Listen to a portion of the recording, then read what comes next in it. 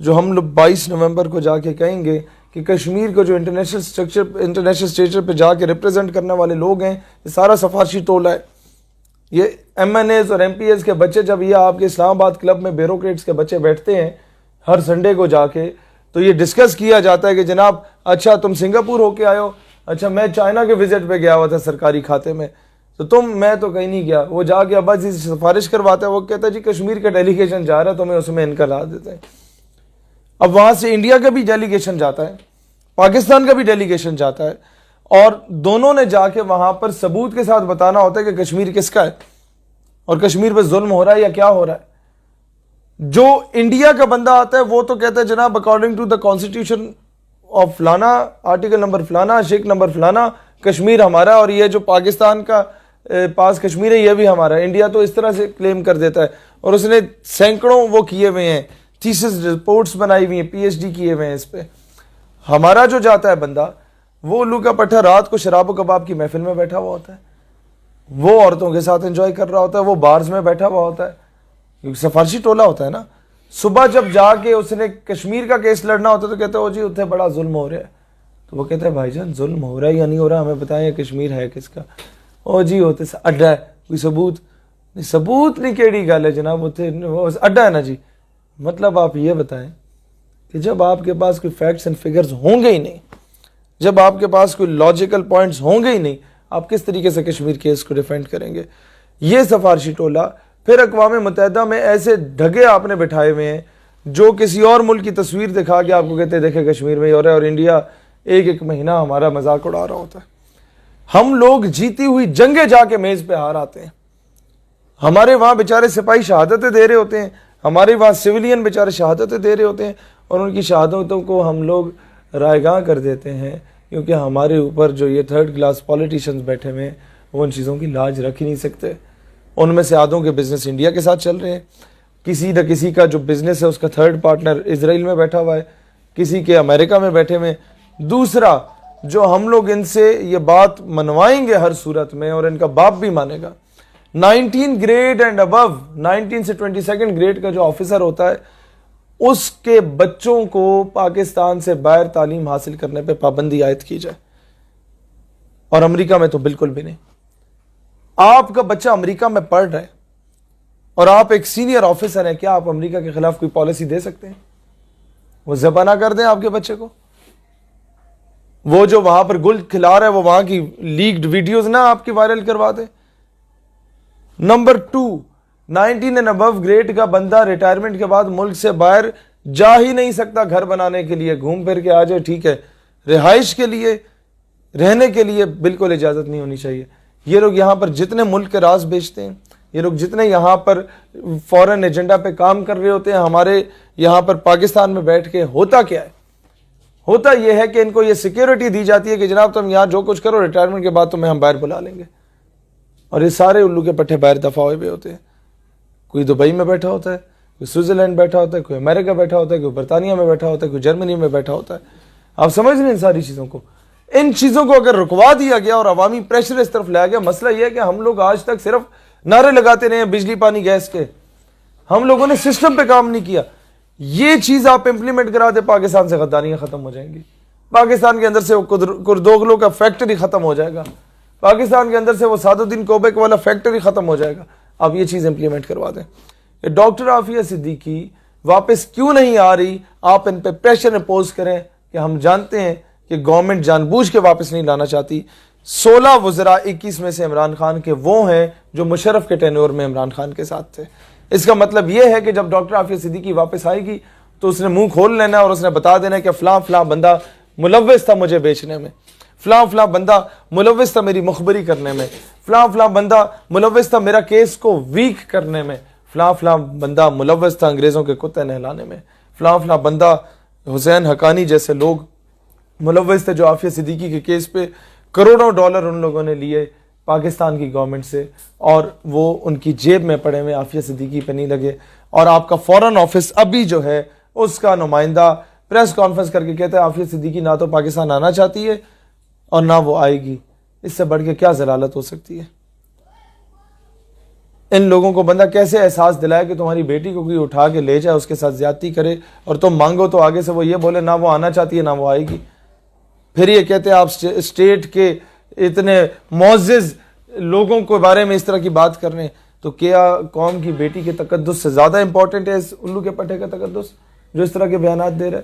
مسئلہ یہ ہے ہم لوگ قیمے والے نان یا بریانی کی پلیٹ سے آگے جا ہی نہیں سکے کبھی. ہم لوگوں نے گلی پکی کرانے یا نلکا لگوانے یا ٹیوب ویل لگوانے سے آگے کام ہی کبھی نہیں کیا. فورن آفس میں شراز بھی جب ہم لوگ گئے تو ساری چیزیں مانی گئی. جب فرانسیسی سفیر پہ 2-2.5 گھنٹے ڈیڈ لاک برقرار رہا تو ہمیں یہی نظر آیا کہ جی ہم بڑے غریب ہیں، ہمارے ساتھ کوئی نہیں کھڑا. بھئی آپ نے امت کو متحد کرنے کے لیے ان 2.5 سالوں میں کام کیا ہی کیا ہے؟ India being a Hindu state, it has good influence in Iran, it has good influence in Afghanistan. وہ افغانی اور ایرانیوں کو آپ کے خلاف استعمال کرنے کے لیے تیار ہے، ان کی گورنمنٹ کو، ناٹ پبلک ہمارے ساتھ. ہم being a Muslim state کیوں نہیں اپنا انفلوئنس بنا سکے؟ امریکہ being a Christian state، وہ کروسیڈرز، وہ صلیبی، وہ سعودیہ میں اپنا اثر و رسوخ بنانے میں کامیاب ہو گئے، وہ یو اے ای کو اسرائیل کی حمایت کرنے میں کامیاب ہو گئے، وہ باقی اسلامی ممالک کو اپنے پوری گلف سٹیٹس، عرب کنٹریز کو اپنے حق میں کرنے میں کامیاب ہو گئے. ہم being a مسلم سٹیٹ، امت مسلمہ کی واحد نیوکلیئر پاور، وہ اتنی ناکام ہو گئی ہے کہ ان کو اپنی طرف نہیں کر سکتی. اس پہ کیا پالیسی؟ خان صاحب کا جو 300 کنال کا بنی گالا کا پلاٹ ہے اس کو بیچ کے 5 سٹار سطح کی ایک یونیورسٹی بنوائی جائے جہاں پر عرب شیخوں کے بچوں کو بلا کے ادھر پڑھایا جائے، انہیں ان کی فیسلٹی دیں، انہیں پروٹوکول کی گاڑیاں دیں، انہیں سیکیورٹیاں دیں، انہیں جناب ایران کے یہ جتنے وہاں کے سپریم لیڈرز ہیں ان کے بچوں کو پڑھایا جائے، افغانیوں کے بچوں کو جو ان کی بیوروکریسی ہے، ان کی جو منسٹرز ہیں، ان کے بچوں کو یہاں پڑھایا جائے. انڈیا یہی کام کر رہا ہے اور امریکہ یہ کام کر رہا ہے. انڈیا ایران اور افغانستان کے بچوں کو پڑھا رہا ہے اور پاکستان کے مخالف بنا رہا ہے. امریکہ ان عرب ممالک کے شیخوں کے بچوں کو پڑھا رہا ہے اور اسلام بیزار بنا رہا ہے. ہم لوگ کیا ان کے بچوں کو بلا کے کسی بہانے پڑھا کے ان کے اندر وہ عشق مصطفیٰ کی شمع دوبارہ فروزہ نہیں کر سکتے؟ ہم کیا ان کے بچوں کو یہاں مفت میں اسکالرشپ پہ پڑھا کے کیا امت کی نمائندگی کے لیے وہ تڑپ، وہ عشق، وہ حریت کا جذبہ ان کے اندر نہیں انکلکیٹ کر سکتے؟ ہم کر سکتے ہیں، ہم کرنا نہیں چاہتے. نواز شریف کا بزنس انڈیا کے ساتھ ہے، وہ انڈیا کے خلاف کیوں بات کرے گا؟ عمران خان کے بچے باہر ہیں، وہ ان کے خلاف بات کیوں کرے گا؟ زرداری کا بزنس باہر ہے، وہ ان کے خلاف بات کیوں کرے گا؟ آپ سمجھ رہے ہیں ان چیزوں؟ فورن آفس امت مسلمہ کی نمائندگی کرتے ہوئے جس دن فرانس کا معاملہ بنا تھا اگلے دن ہی ڈیلے کی لوہا گرم تھا نا، جس طرح مولڈ کر دو وہ ہو جاتا. فورن فرانسیسی سفیر کو اگر حکومت بھیج دیتی عمران خان کا گراف طیب اردگان سے اوپر ہوتا، لیکن ان لوگوں کو یہ شاید توفیق نہیں ہوئی، بزدل ہیں، بغیرت ہو چکے ہیں. یہ اگر یہ کام کر لیتے، امت کا ہر فرد، عرب کنٹریز کا جو عشق رکھنے والا نوجوان ہے نا یا ایک عام آدمی ہے، وہ اپنے سارے بینک اکاؤنٹ سے پیسہ نکال کے پاکستان بھیجنے کو تیار ہوتا کہ تمہارا اگر معاشی طور پہ کوئی لاس ہوا ہے تو ہم پورا کرنے کو تیار ہیں. لوگ ہیں اس طرح کے. کویت والوں نے نہیں سارا سامان پھینک دیا اپنی دکانوں سے نکال کے؟ کویت کے، قطر کے لوگ ٹھیک ٹھاک امیر ہیں، وہ آپ کو دینے کو تیار ہوتے. اور پھر ہر مسلمان اپنے حاکم وقت کا گریبان پکڑتا کہ یار جب پاکستان کر سکتا ہے تو تم کیوں نہیں کر رہے؟ پاکستان ایک غریب ملک ہوتے ہوئے کر سکتا ہے تو تم کیوں نہیں کر رہے؟ لیکن اس وقت یہ موقع تھا کہ ہم لوگ بہت کچھ کر سکتے تھے، لیکن ان بزدلوں کے شاید انہیں وہ توفیق نہیں تھی. اور اب یہ ہمارے سامنے رو رہے ہیں ہمارا یہ نقصان ہو سکتا ہے، ہمارا وہ نقصان ہو سکتا ہے. بھئی اس سے بڑھ کے کیا نقصان ہے کہ حضور علیہ السلام کی شان میں توہین ہوئی ہے اور سرکاری سطح پہ ہوئی ہے. پہلے تو 1-2 بدبخت ٹائپ کے لوگ کرتے تھے، اب تو ایسے حرامزادے پیدا ہو گئے ہیں کہ سرکاری سطح پہ کر رہے ہیں. No one is there to stop them. اور آپ کا وزیر اعظم اتنا بزدل ہو چکا ہے کہ وہ بوسنیا کے ہیڈ آف اسٹیٹس کو بلا کے یہاں پر پریس کانفرنس میں کہتا ہے کہ ہم دونوں جو ہیں مذمت کرتے ہیں جو مسلمانوں نے وہاں قتل کیا. آپ کو تو یہ سٹیٹمنٹ دینی چاہیے تھی کہ بھئی کولیٹرل ڈیمیج میں جس طرح افغانستان اور وزیرستان میں امریکہ کہتا ہے کہ عام آدمی بھی بیچارہ مر جاتا ہے، تو ٹھیک ہے نا، عام آدمی بھی بیچارہ مر گیا بیچ میں، اگر کوئی گستاخ نہیں تھا وہ بھی مر گیا تو خیر ہے، کولیٹرل ڈیمیج نہ کرتے حرامزاد کی. یہ تو کچھ بھی نہیں ہے، 2-4 بندے مرے، یہاں تو ہزاروں لاکھوں لوگ شہید ہوئے بیچارے. اور امریکہ کہتا ہے خیر ہے جی، وہ ایک دہشت گرد ہم نے ڈھونڈنا تھا، اس مت میں سارے مار دیے. دہشت گرد انہیں عراق میں نہیں ملا، عراق تباہ کر کے ایران کا رخ کر دیا، وہاں نہیں ملا، وہ تباہ کر کے سیریا کا رخ کر دیا، وہاں نہیں ملا، لیبنان کا رخ کر دیا، وہاں نہیں ملا. اصل میں انہوں نے آئل ریزروز پہ قبضہ کرنا تھا، وہ یہ کر چکے. انہوں نے کول ریزروز پہ قبضہ کرنا تھا، وہ یہ کر چکے. پوری دنیا کی معیشت، اسلامی ممالک کی معیشت کو نچوڑ کے کھا چکے ہیں یہ لوگ. اور ہم لوگ آج بھی ان کی غلامی پہ ڈٹے ہوئے ہیں. ہم لوگ امریکہ کو گالیاں ضرور دیتے ہیں، لیکن امریکہ کی غلامی سے نجات حاصل کرنے کے لیے عملی طور پہ ہماری گورنمنٹ کوئی کردار ادا نہیں کر رہی. اس غلامی سے آزادی کے لیے سب سے پہلا طریقہ یہی ہے، فارن پالیسی مضبوط ہو. آپ امریکہ کو، بھارت کو اگر کہتے ہیں کہ فارن پالیسی اچھی ہوتی ہے، ہم جنگ نہیں کرنا چاہتے، بھائی بناؤ نا، باپ تو نہ بناؤ. There is hell lot of a difference between بھائی اینڈ باپ. برابری کی سطح پہ بیٹھ کے آنکھوں میں آنکھیں ڈال کے بات کرنا سیکھو. یہ کیا بات ہوئی کہ کمیوں کی طرح ہم لوگ بولیں گے جناب امریکہ کی اسمبلی میں کشمیر کا معاملہ آ چکا ہے. امریکہ کو ہم نے باپ بنایا، ہماری طرح کا ایک ملک ہے، بس ٹھیک ہے. Who is America to sort out Kashmir issue؟ یہ ہمارا ایشو ہے، ہم نے سالو کرنا ہے. اپنے حصے کی جنگ ہم نے خود لڑنی ہے. ایک بندہ روزانہ تو ایک دن آپ اس کے دروازہ کھٹکھٹائیں گے، وہ آپ کو 10 روپے دے گا، دوسرے دن کھٹکھٹائیں گے، تیسرے دن وہ بھی شکل بنائے گا. اپنے حصے کی جنگ بھی خود لڑنی پڑتی ہے. اور آپ اللہ کو ڈینائی کر کے یہ کہہ رہے ہیں کہ جی یہ یہود و نصارہ ہماری مدد کریں گے آ کے بت پرستوں کے مقابلے میں. سوال ہی پیدا نہیں ہوتا. نہ ہی ان منگولوں نے مدد کرنی ہے، میں انڈائریکٹلی بتا رہا ہوں، نہ یہود و نصارہ نے کرنی ہے. آپ لوگوں نے اپنی فورس خود بنانی ہے، آپ لوگوں نے اپنی اسٹرانگ لابی خود بنانی ہے. اور یہ سب سے بہتر طریقہ آپ کے پاس سوشل میڈیا کا ہے. گورنمنٹ کرے نہ کرے جو اس کا کام ہے، گورنمنٹ کو مجبور ہم نے کرنا ہے.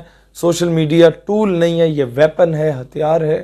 پوری دنیا کے مسلمانوں سے رابطہ استوار کریں.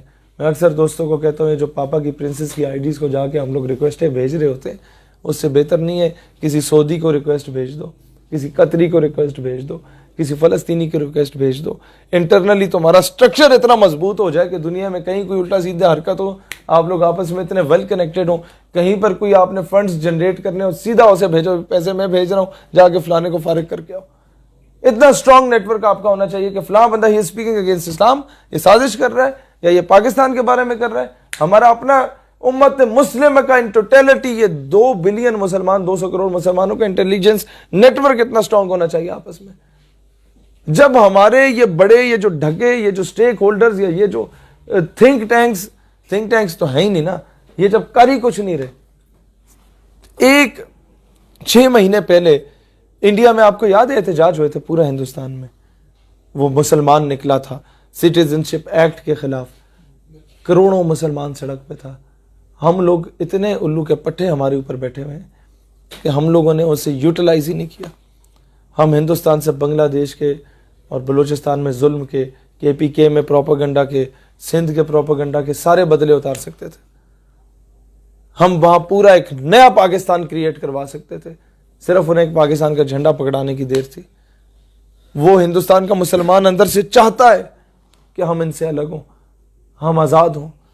ہم لوگوں نے ان کو تھپکی نہیں دی، ہم لوگ آپس میں سیاست میں پڑے رہے. تو یہ لوگ جب کچھ نہیں کرتے تو اب یہ کردار ہمیں ادا کرنا چاہیے. یہ موقع ہم گوا بیٹھے، جو 70 سالوں میں ایک ہی مرتبہ ہمیں ملا تھا، وہ گوا بیٹھے. اگلی بار کوئی ایسا موقع ہو تو ہم نہ گنوائیں. یہ ٹیکنیکلی اپنی قوم کی تربیت ہم لوگوں نے 22 نومبر لیاقت باغ جلسے سے شروع کرنی ہے انشاءاللہ تعالی.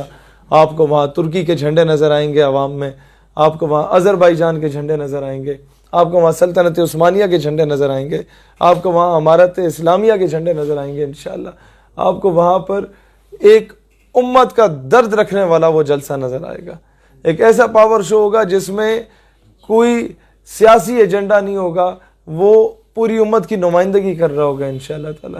اور ایک اور چیز جس پہ انڈین میڈیا روتا رہے گا پورا 1 مہینہ، وہ ہم خالصتان کے اس سکھ کو بلا کے خالصتان کا جھنڈا بھی اس سے لہرا دیں گے کہ ہم ہندوستان سے علیحدگی چاہتے ہیں.